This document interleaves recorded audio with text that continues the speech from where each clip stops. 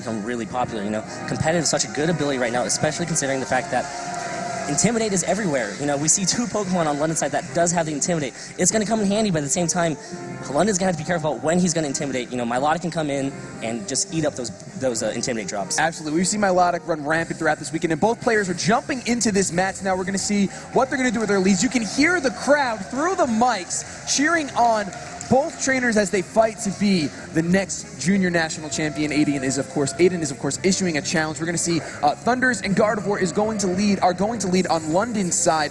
We're going to see that Gardevoir kind of show off its shine, and then we're going to see Salamence and Milotic come through. So leading with the Milotic, trying to catch an Intimidate competitive boost, but that is not going to happen this time around. This is dangerous right here. Gardevoir could possibly trace that Intimidate and give Milotic a boost. Uh-oh, are we going to see the trace? It's going to trace the competitive instead. Unfortunately, it turned too late because it is slower than the Salamence. Yeah, and that was an unfortunate turn of events right there.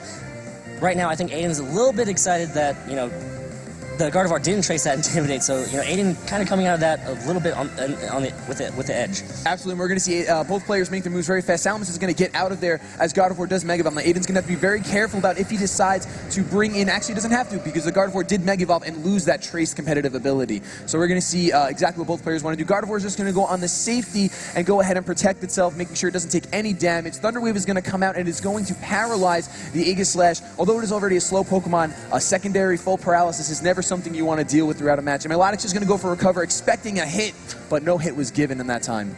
Yeah, and one of the things that London really tried to do there was that, you know, try to slow down that Salamence. Salamence is a really problematic Pokemon for London's team right now. It's going to be able to outspeed that Gardevoir and hit it really hard with possibly an Aerial Aid, Double Edge, or Return, whatever move it really chooses to use. Absolutely. We're going to see the Milotic go for the Protect as Thundurus goes for the Taunt on that Aegislash, preventing it from using any moves such as King Shield. It can only attack at this point. We're going to see Aegislash, though. It is going to change stances, go on the offensive. Who will it target down with this Flash Cannon? It looks like he's going to be targeting down the Gardevoir. Is going to do a lot of damage, but leave it at 40 HP, not able to pick up the knockout there. Yeah, so good position right now from Aiden. You know, he's done so much in the damage trade right now, all at the cost of getting Aegislash paralyzed. Gardevoir right now on the edge of getting knocked out right here, most likely going to go down unless London decides to do some switching or some protecting with that Gardevoir. You know, Aegislash will probably be able to survive any attack from that Gardevoir. You know, that Steel typing is coming in such handy for that Aegislash, and we just see Aegislash withdraw. Absolutely, yeah, I was going to say Aegislash is just going to want to play as safe as possible. It's not in its shield form, so it's going to want to go back to its trainer, and Ludicolo is going to come out in its stead. Thundurus is going to go ahead and go for a Thunderbolt, connecting on the Ludicolo because he gets the para on the Thunderbolt. That's 2 Pokemon on Aiden's side of the field that are now paralyzed and run the risk of secondaries. The Hyper Voice is going to take the Ludicolo out. It's a crit on the Ludicolo. It's going to come out and get punished by that critical hit. We're going to see the Moringa Berry is going to be eaten by the Milotic, trying to munch away after suffering a little bit of damage. And Thundurus is going to dodge an Icy Wind, a nimble dodge. No speed lowering on that side. Gardevoir is going to be able to survive that Icy Wind. Lowering its speed may come into handy, especially now that both Pokemon are paralyzed on Aiden's side of the field. Yeah, and you know, we see that Moringa Berry activate. That's an item we saw yesterday again on Wolfie Glick's Milotic. We do see it have recovery too, so most likely this Milotic is going to want to try to stay on the field and support Aiden's team as much as possible. One of the things that's really important about this game is, you know, speed control. Yes. And Milotic with that Icy Wind is most likely going to be Aiden's form of speed control, since we do not see the Sand being brought right now. We don't see Tyranitar and the Excadrill, so Milotic's going to want to try to stay on the field, recover, you know, get that special defense boost, and continue the Icy Wind. Absolutely. Aegislash is going to go ahead and go for the Wide Guard, expecting the Hyper Voice, but we just saw that Gardevoir. It did, in fact, go for the Protect. Another taunt on that Aegislash, really preventing it from using that Wide Guard or the King Shield. Milotic's going to recover up to regain some HP that it took from the previous attack, that Hyper Voice from Gardevoir. Yeah, and we do see Thundurus go ahead and taunt that Aegislash. That's a very smart move right there, because once that Aegislash goes on the offensive, it cannot King Shield to go back into that shield form, which Aegislash really wants to do to get its defenses back. Milotic right now, not in the best position. Though it does have that special defense boost, it's going to be, you know, tough to deal with this Gardevoir and this Thundurus, double targeting it with the Hyper Voices and a Thunderbolt possibly. Absolutely, it's really cool to see some similarities, like you mentioned, between a master like Wolf and Aiden here today. So we're going to see the Amoonguss come out for the Gardevoir, not really wanting to let it go down yet. Another Thunderbolt is going to connect on the Aegislash. An Icy Wind is going to connect on both of London's Pokemon. That's going to be some speed control there, although Amoonguss doesn't mind being slowed down. The plant that it is doesn't really like to run much. It's a crit on Amoonguss, not mattering too much because that thing is so bulky, able to take so many hits, whether they're super effective or not. We're going to see Aegislash does go into offensive mode, but it is going to break through any sort of paralysis chance, getting a flash cannon off on that Amoonguss, still doing a good amount of damage, but that was a nice switch by London, preserving his Gardevoir a bit longer. Yeah, and Amoonguss right now on the field, that's going to be really problematic because right now Aegislash has no way to protect itself from being put to sleep, and Milotic sleeping itself is not going to be any help at all. Amoonguss is a very bulky Pokemon, and the only move that Milotic has to really hit that Amoonguss right now is that Icy Wind, and that's not going to be picking up the knockout anytime soon. You might need like 2 more Icy Winds at least in order to pick up that knockout on the Amoonguss. Absolutely, and we're going to see the Icy Wind come out right now. It's going to go ahead and connect on both of London's Pokemon. Amoonguss is going to be able to survive that as well as Thunders. It is another crit. That is our 3rd crit. Can we get a crit counter? That is our 3rd crit this game. Thunders is going to go ahead and munch away on that Citrus Berry. We're going to see what this Amoonguss does. It can't very well put the Aegislash to sleep, but because it's already paralyzed, but I believe it will be fast. We're going to see a Thunderbolt connect. It is going to, just barely miss the knockout on the Aegislash, but Aegislash gets fully paralyzed, not able to take advantage of hanging on by a thread. Yeah, and right there you do see the spore into that Aegislash slot. Either that Aegislash was going to get knocked out by that Thunderbolt, or you'd expect an Aegislash to switch out since it can't go back into shield form. So safe play right there from London to target down that spore into that slot right there. If Aegislash got knocked out, that spore would simply target down that Milotic. If Aiden decided to switch out that Aegislash to preserve it for later on, he'd get the spore on the switch in. Absolutely, that was a brilliant move. We're going to see a Scald come out. It's going to connect on the Thunders, doing a good amount of damage. And we're going to see a burn! A Scald burn. Thunderbolt is going to come through and finish of that Aegislash right there. It's going to go down with, I think it probably had like 3 HP left, so there's no way we're surviving that attack, especially in Sword form. We're going to see Spore, though, putting the Milotic to sleep, so London is putting himself in a fantastic position in this game. Absolutely, and Thunders right now can easily also taunt that Milotic, prevent it from recovering. Amoonguss can Giga Drain that Milotic, do a lot of damage back to it, and Thunders also has that same type of attack boost as Thunderbolt that's also very powerful off Thunders' special attack stat. Absolutely. We're going to see the Salamence come in, getting a bit of a useless Intimidate off, as both these Pokemon have pretty much revealed that they are not physical attackers. Right, and right now, London up 4-2. Milotic is currently sleeping, and Salamence right now is in danger of being paralyzed, although Salamence can easily pick up the knockout on the Amoonguss, and Thunders, it kind of has a counter on it as to when it's going to knock out with that burn, residually chipping away at it. So London right now probably wants to try to paralyze that Salamence in order to control the speed a little bit more. Definitely. It is the last Pokemon that is really threatening London, so I wouldn't be surprised if we do see a Thunder Wave here connecting with it. Thunders is going to go for that Thunder Wave, obviously targeting down that Salamence, because the Milotic is, like you said before, it's sleeping right now. It's just sleeping. A Hyper Voice is going to come through from that Salamence.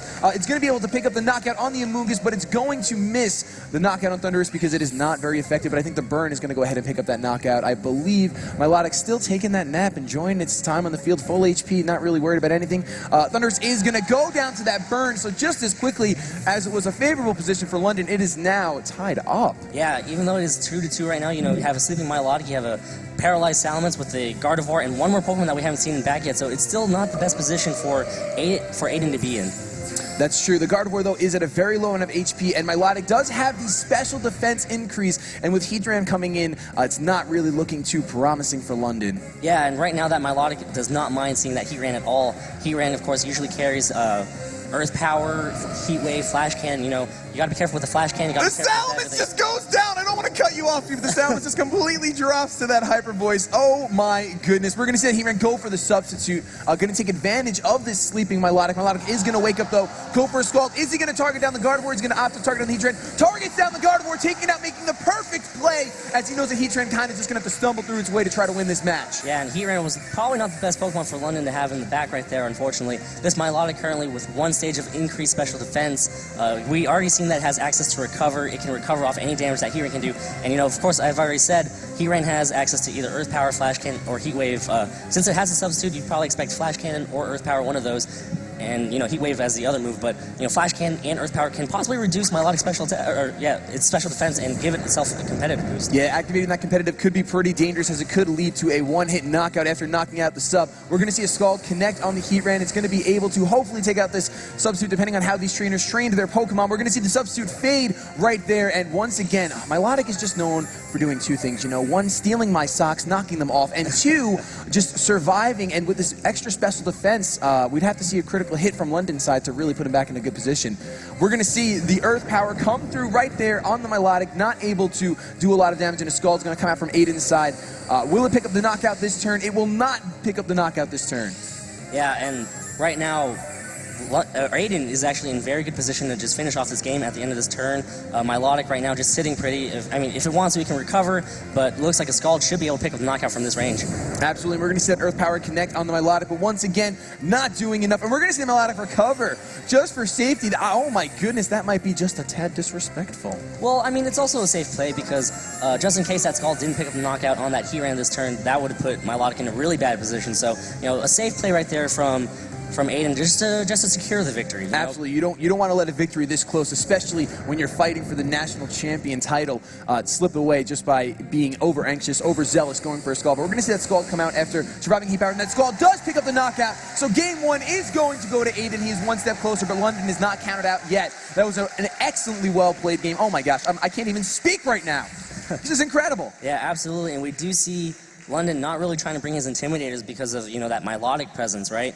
We saw Gardevoir, Amoonguss, Thundurus, and that Heat Ran, so London really scared to bring that Intimidate in order to boost that Milotic. So a good call right there from Aiden to kind of keep what London's going to be bringing in check. That Scrafty is not going to want to try to appear at the same time as that Milotic, and the Landorus also doesn't want to try to appear at the same time as that Milotic either. So London, he was close. He was really close. He was really close. It was a very well played game. You can hear the crowd getting pumped as we get into game two right now. Both players are choosing their Pokemon. Milotic, just a Pokemon being on the team, whether you've seen it or not, like you said, it made London think, I don't want to risk bringing these intimidating Pokemon because they're going to intimidate and Milotic's not going to care. He's just going to go ahead and get a competitive boost off that. Right, and then you're going to be hitting Milotic with, special attacks. That's going to activate the Moringa Berry, give Milotic another boost to that special defense, and instead you have a Milotic out on the field with 2 stages of increased special attack and 1 stage of increased special defense. That thing's going to be sitting on the field for a very long time, especially since now we see access to recover. One thing that I'd like to see is that Thundurus from London's side going a little bit more on the offensive against that Milotic. It did spread a lot of stats with that Thunder Wave. It did a lot of good things. It taunted that Aegislash, paralyzed that Aegislash, just for chances. It paralyzed that Salamence. But at the same time, it kind of just left that Milotic on the field to just do whatever it really wanted to, Taunt could be helpful. It could prevent that Milotic from being able to recover all that damage that, London builds up on it, and you don't want to see that. You don't want to see yourself build up a lot of damage on that Milotic and then just have it recover it off. That's just heartbreaking. Definitely. We even saw in that first game, Aiden did go for the recover turn 1 just in case he did get hit by that Thunderbolt. We're going to see both Pokemon choose their leads. This time, Aiden's decided to go with the Sand, leading with Tyranitar and Excadrill. We're going to see London go ahead and lead with the Amoonguss and the Thundurus. Probably going to want to try to slow things down, although we know you cannot Thunder Wave an Excadrill, so there's no slowing that thing down. Right, and Excadrill is actually a very good counter to that Thundurus, in my opinion. Thundurus can't really touch it with much. It's immune to Thunderbolt, it's immune to Thunder Wave. You don't want to Swagger if that Thundurus is carrying Swagger, right? You don't want to boost a physical attacker's attack by 2 stages. Absolutely not. And we're going to see the Salamence come in on Aiden's side. Just wanted to set that Sand up really quick, bring T-Tar back close to home, preserve it for perhaps later, not wanting to be powerless. But we're going to see a Thunder Wave connect on the Salamence. Oh, no. And slowing that Dragon down is going to be a bit of trouble for Aiden, but looking good for London right now. We're going to see a Rock Slide from that Excadrill come out. It is going to do a lot of damage to the Thundurus. Actually, it does about 40%, a very well-trained Thundurus. So we're going to see a Spore connect from the Amoonguss on the Excadrill. That fast mole is no longer a threat. It's sleeping. It's no longer paddling through that sand right now with that Sand Rush ability. We do know that Excadrill isn't going to be moving at least for the next turn. That's one of the good things about Amoonguss going for a Spore. It's going to move after, and Excadrill is going to be guaranteed at least 1 turn of sleep. A really good read right there. A lot of these teams that do carry Excadrill and Tyranitar, the Tyranitar is most likely Choice Scarf, right? And that Thunder Wave targeting the Thunder Wave targeting that Tyranitar slot was just a little bit of safe measure. You don't want a fast Tyranitar out on the field and double Rock Sliding with that Excadrill and that Tyranitar. So good call right there from London. Go for the Thunder Wave on that slot and really punishing that Salamence switch in. Absolutely, and we're going to see Aiden try to fight through this paralysis. Mega evolving his Salamence as Amoonguss goes for the Rage Powder, which is going to go ahead and draw in all attacks that aren't spread damage towards itself, kind of leaving Thundurus hopefully not in any danger. Excadrill is going to spend its first turn sleeping. Thundurus is going to go for the Hidden Power, targeting down the Salamence. It is not going to be able to pick up the knockout right there, and Salamence is going to go for the Hyper Voice, which is going to hit both of London's Pokemon, doing a load of damage to the Amoonguss. Oh my goodness, just barely missing that knockout, but will the Sand be enough to pick up the knockout? We're going to have to wait a couple seconds to find out if that's going to be the case. Even Salamence does not enjoy the Sand that its partner brought, but we're going to see the Amoonguss go down to the Sand.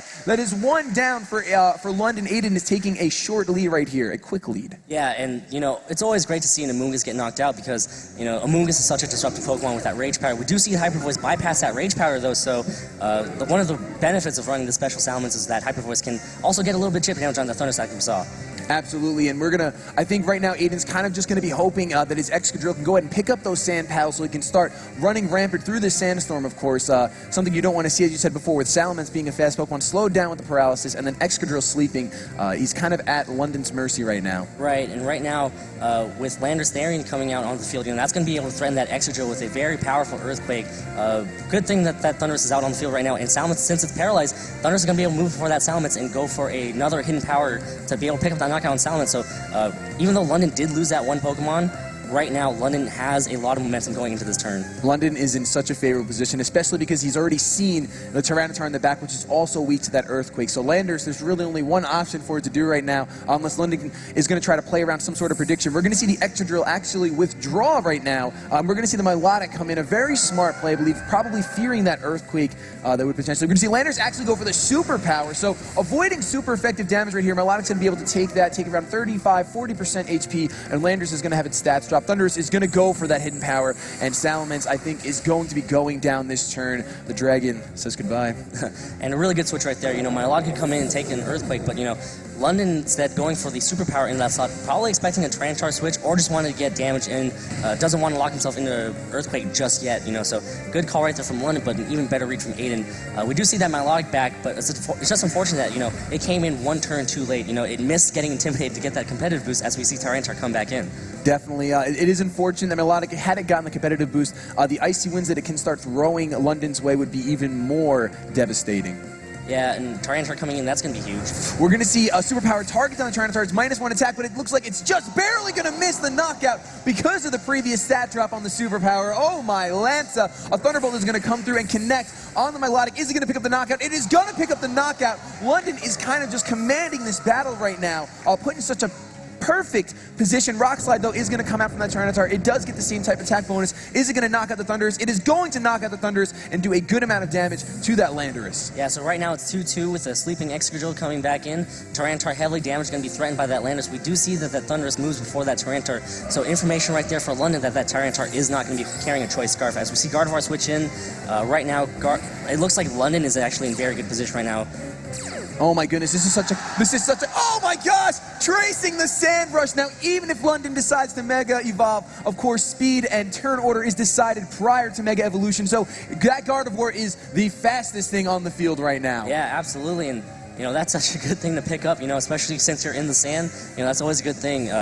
Right now, probably going to go Mega, probably just going to go for the Hyper Voice, going to be able to pick the knockout on that Tyranitar, and, just a Superpower in that Excadrill should be able to pick up the knockout right here. Exactly. We just saw Gardevoir steal those Sand Paddles, that Sand Rush ability from Oh my goodness!